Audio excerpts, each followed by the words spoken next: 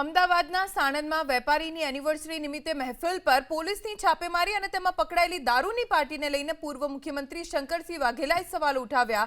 કેમ કે પકડાયેલા 81 આરોપીઓ પૈકી 5 આરોપીઓ મુંબઈના રહેવાસીઓ છે, ત્યારે તેને જ બેઝ બનાવી વાઘેલાએ સારા પરિવારના લોકો પોલીસની કાર્યવાહીથી બદનામ થતા હોવાનો દાવો કર્યો છે।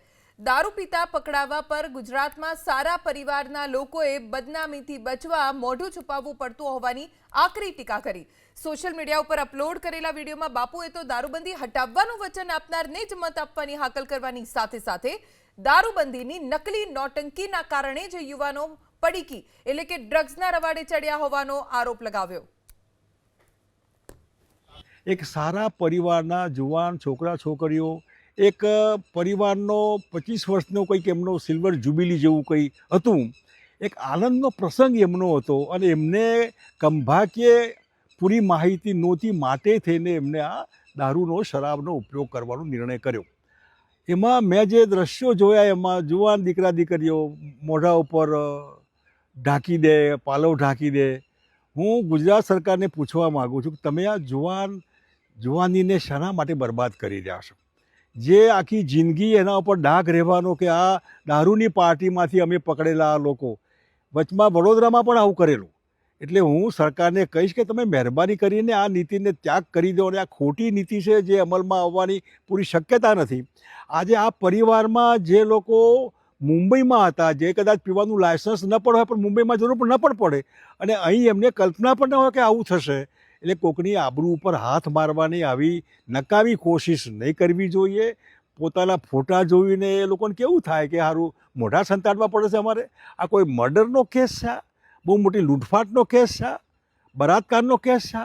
મહેરબાની કરીને આમાં જે થતું હોય એ કરે, પણ એમના ફોટા છાપવા, એમને બધું મીડિયામાં બતાવવું કરવું આ સારું નહીં। હું ગુજરાતની પબ્લિકને કહેવા માગું છું કે મહેરબાની કરીને આ નવટંકીનો અંત આવવો જોઈએ। ગુજરાતમાં જ્યારે પણ વિધાનસભાના ઇલેક્શન આવે ત્યારે હું આપણે અપીલ કરું છું કે એવા લોકોને તમે મત આપીને સરકાર લાવો કે જે સરકાર આ દારૂબંધીનું નાટક કાઢી નાખે ગુજરાતમાંથી। ગાંધી સરદારના નામે હદ થઈ ગઈ બધી।